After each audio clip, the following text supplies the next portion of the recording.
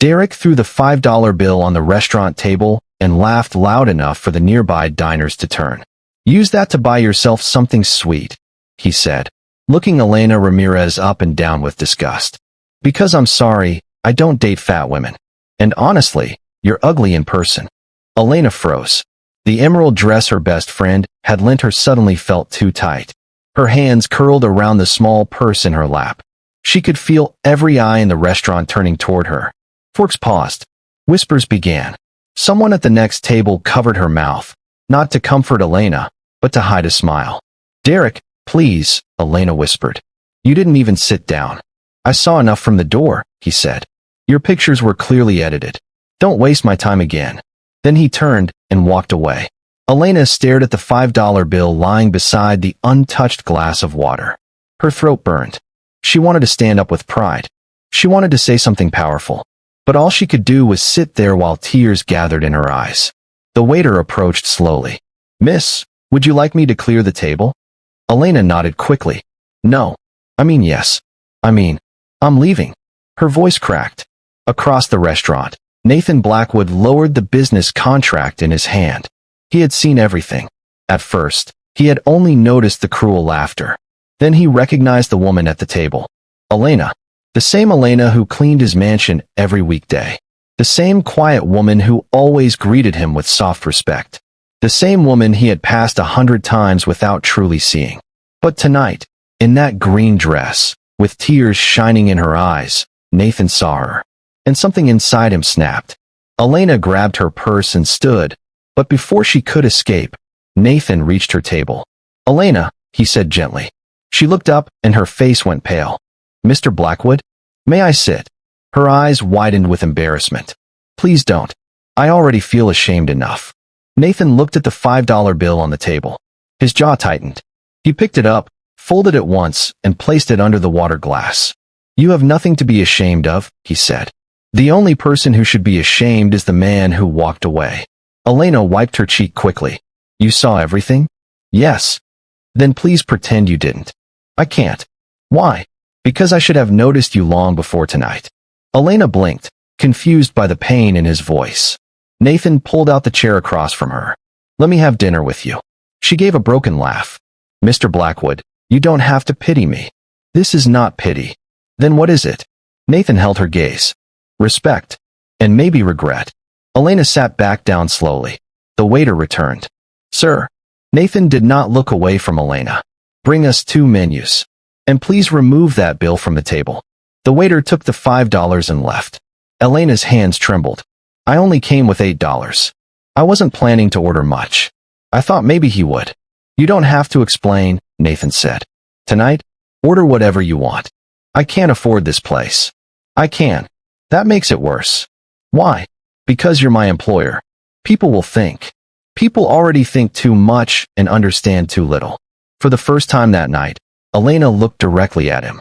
Not as the distant billionaire who lived behind marble walls. Not as the man whose shirts she ironed and whose floors she polished. She looked at him as a man sitting across from her with quiet anger in his eyes, not at her, but for her. "Why are you being kind to me?" she asked. Nathan exhaled slowly. "Because for 4 years, you have worked in my home, and I barely knew your name beyond a paycheck. Tonight, I watched a fool humiliate a woman who deserved honor. And I realized I have been one of the fools too." Elena's lips parted, but no words came. The waiter brought the menus. Elena glanced at the prices and almost closed hers immediately. Nathan noticed. "Don't look at the numbers. That's easy for people who have money." "You're right," he said softly. "I'm sorry." That answer surprised her. Most rich people defended themselves. Nathan didn't. They ordered simple meals after Elena insisted she did not want anything extravagant. For a few minutes, silence sat between them. Then Nathan leaned forward. "Tell me something true about yourself." Elena frowned. "What?" "Not what you do for work. Not what people call you. Something true." She looked down at her hands. "I bake." Nathan's face softened. "You bake?" "Yes. Cakes, bread, pastries. My mother taught me when I was little. I used to dream of opening a small bakery. Nothing fancy. Just a warm place where people come when life feels heavy. That's a beautiful dream. It's an impossible dream." "Why?" She gave him a sad smile. rent, bills, my father's medication, life. Nathan listened as she spoke about her family, her tiny apartment, and the money she sent home every month. She spoke about waking before sunrise, working all day and baking at night, because flour and sugar were the only things that made her feel in control. Then she stopped suddenly. I'm talking too much. No, Nathan said. For the first time in a long time, I'm listening. Elena's eyes softened. What about you? What about me? What is true about you, Nathan? The sound of his first name on her lips affected him more than he expected. He looked away. I'm lonely. Elena did not laugh. She did not pretend surprise. She simply waited. Nathan continued. I own buildings, hotels, companies. People call me powerful. But I eat dinner alone almost every night. My mother plans my public life. My board controls my business life. Women date my bank account. Nobody asks what I want. Elena's voice was quiet. What do you want? Nathan stared at her. No one had asked him that in years. I don't know, he admitted. But tonight, sitting here with you, I feel like I want to find out. Elena's heart beat faster. The dinner that began with humiliation slowly turned into something neither of them expected. They talked. They laughed. Elena forgot the cruel faces around her. Nathan forgot the contracts waiting at his table. For one evening, the maid and the millionaire became two people seen clearly by each other. When they left the restaurant, Elena stopped beside her old car. Thank you, she said. You saved the worst night of my life.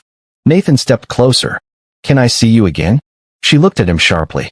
You see me every day? No, not like that. I mean as Nathan and Elena.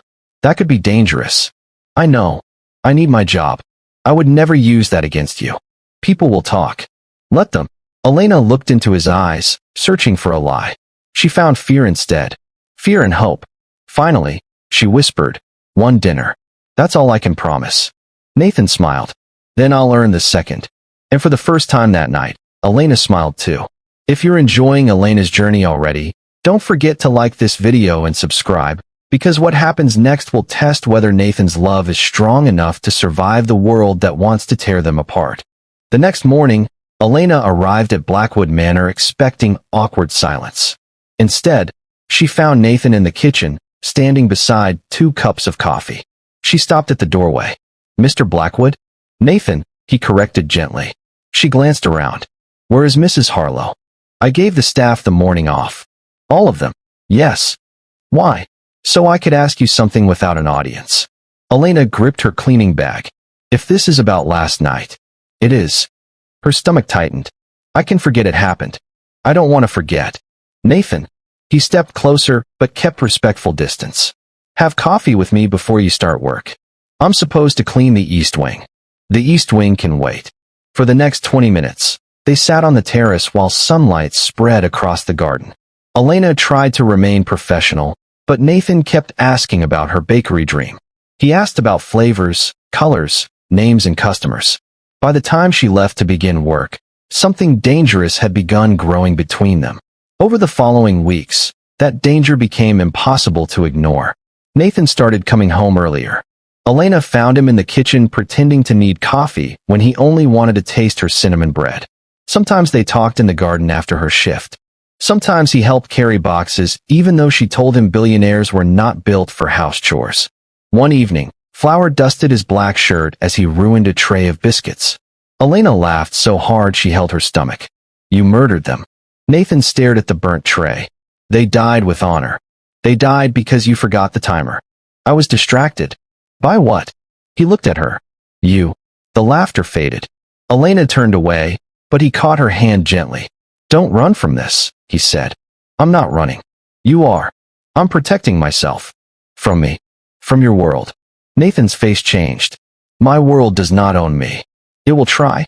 Men like you don't choose women like me without consequences. Then let the consequences come. She shook her head. You say that now because it's still private. But privacy did not last. A photo of Nathan and Elena leaving a small market together appeared online. By morning, the headlines were everywhere.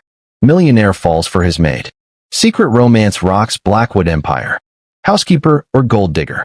Elena stared at her phone with numb fingers. Comments poured in like poison. She trapped him. She looks nothing like the women he usually dates. He must be going through a crisis. Nathan found her sitting alone in the laundry room, crying silently. Elena. She wiped her face. Don't. He crouched before her. Look at me. I told you this would happen. And I told you I would stand with you. You don't understand. They are laughing at me. They are calling me ugly. Poor. Desperate. Nathan's voice hardened. Then they are blind. No, Nathan. They are your people. He took her hands. Not anymore. The true storm came 2 nights later at a charity gala hosted by his mother, Victoria Blackwood. Elena begged not to go, but Nathan insisted he would not hide her like a shameful secret. She wore a deep blue gown and walked beside him with trembling hands. The ballroom went silent when they entered. Victoria crossed the room with cold eyes. Nathan, what exactly is this? Nathan's grip tightened around Elena's hand. This is Elena Ramirez. The woman I love. Gasps spread around them. Elena looked up at him, stunned. He had never said it before. Victoria laughed softly. Love? She cleans your floors. Elena flinched. Nathan's face turned to stone. And she has more dignity than anyone in this room. Nathan, end this embarrassment now. No. You will destroy your name. Then my name was too weak to keep. Victoria leaned closer to Elena. Tell me, dear, how much did it take? A car? A house? A promise of marriage? Elena's eyes burned. But this time, she did not shrink. I loved your son before he offered me anything, Elena said. I loved him when he was lonely, tired and afraid to admit his life made him miserable. I don't want his money. I want the man nobody here bothered to know. For a moment, Victoria had no answer. Then Nathan's board chairman stepped forward. Nathan, this relationship is affecting investor confidence. If you continue this public spectacle, the board will act. Nathan smiled without warmth. Then act. The next morning, the board gave him a choice. End the relationship or lose his position as CEO. Elena heard everything from outside his study. Her heart broke before he even told her. That night, she packed her few belongings from the staff quarters and left a letter on his desk. Nathan, I love you too much to let you lose everything for me. Your world will never accept me. Maybe love is not always enough. Please forgive me. Elena. By the time Nathan found the letter, she was gone. For 3 days, he searched everywhere. He called her friends, drove to her old apartment, and checked every bakery in the city. On the 4th day, he found her in a small neighborhood bakery, wearing an apron and wiping tables. She froze when she saw him. Nathan, why are you here? He walked toward her slowly. Because you left before I could choose. I made the choice for you. You had no right. Her eyes filled. I was trying to save you. He shook his head. You were the only thing worth saving. Nathan, your company. I resigned this morning. Elena dropped the cloth in her hand. What? The board can keep the chair. My mother can keep her approval. The world can keep its opinions. He stepped closer. But I am keeping you, if you still want me. Customers began watching. Elena whispered. You gave up everything? No. I gave up a cage. He reached into his coat and brought out a small velvet box. Elena covered her mouth. Nathan went down on one knee in the middle of the bakery. Elena Ramirez, the night that man called you ugly, I saw the most beautiful woman I had ever ignored. You taught me that love is not about status. It is about being seen. Let me spend the rest of my life seeing you. Tears spilled down her cheeks. Nathan, marry me. Not as my maid. Not as a secret. As my equal. As my home. Elena laughed through tears. Yes. 1,000 times, yes. The bakery erupted in applause. 1 year later, Elena owned her own bakery, Sweet Grace Cafe. Nathan taught business and history part-time at a community college. Victoria eventually came to apologize, not because society approved, but because she saw joy in her son's eyes for the first time. One evening, a young woman came into the cafe crying. She had been stood up on a date. Elena placed a warm cupcake in front of her. The girl whispered, "He said I was too big to love." Elena smiled gently. Then he was too small to understand love. Nathan watched from the counter, his wedding ring shining as he poured coffee. Elena looked around her cafe, at the laughter, the warmth, the life she once thought impossible. And she understood something clearly. The man who called her ugly had only seen her body. The man who loved her had seen her soul. And that made all the difference. If this story touched your heart, please like this video, subscribe for more emotional stories, and comment below. Would you choose love if the whole world stood against you?